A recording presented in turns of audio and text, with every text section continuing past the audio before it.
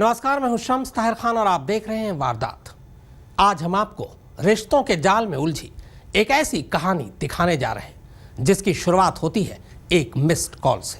जी हां, एक missed call जिस पर रिश्तों की बुनियाद पड़ी, दो दिल करीब आए और दो करीब दिल दूर होते चले गए। बस इसी मिस्ड कॉल में कई जिंदगियां उलझ कर रह गई।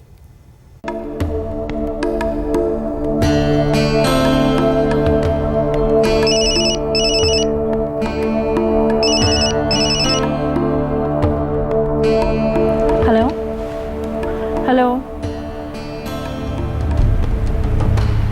ओहो, कट गया। पता नहीं कौन था। Hello, who is this? मुझे अभी इस नंबर से कॉल आया था। कौन बोल रहे हैं? वो सॉरी मैम, गलती से लग गया। मैं कहीं और ट्राई कर रहा था। ओह, तो फिर गलती से मेरा नंबर ही क्यों लगा?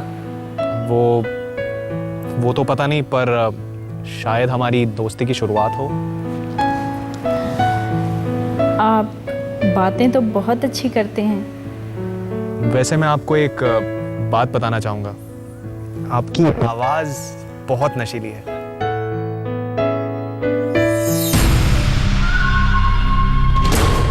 बस एक मिस कॉल, कुछ पल की बातें और कहानी शुरू।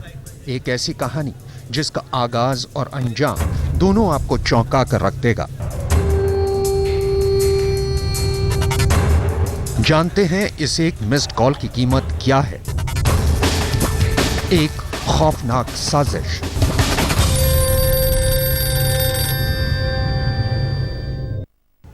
रेखा और सुजॉय का प्यार तो समझ में आता है।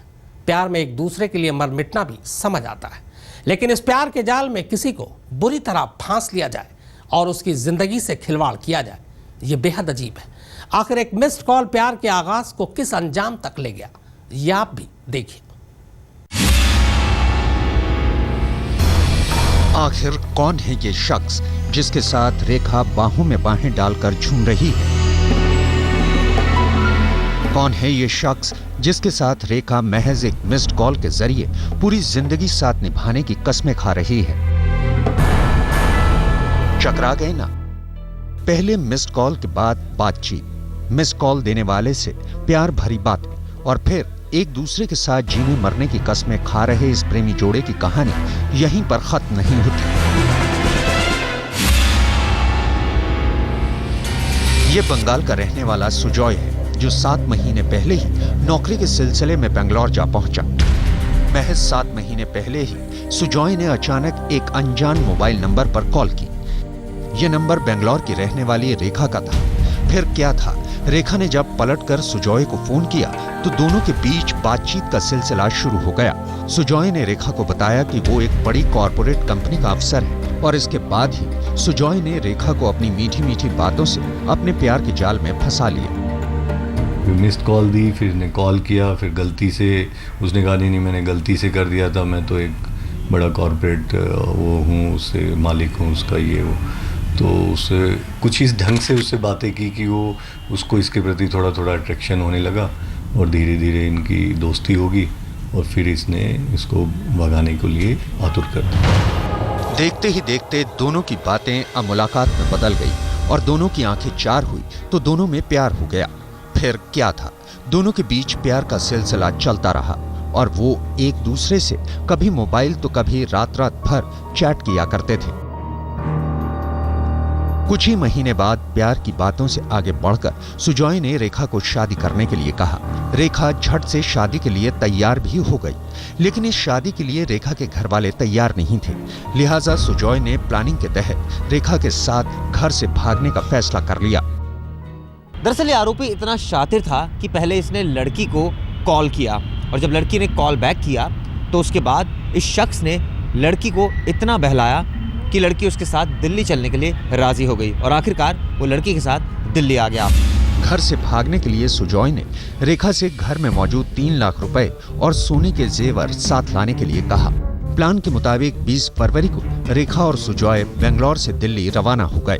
वो धीरे धीरे फ्रेंड बन गए, बातें करने लग गए, फ्रीक्वेंटली बातें करने लग गए और फिर इसने इसको उकसाया कि हम लोग भाग के चलते हैं और दूर कहीं चले जाएंगे।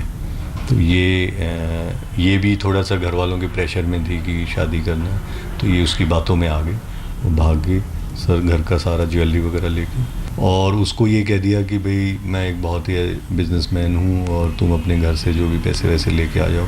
सारी ज्वेलरी वगैरह वो लेके आ गई।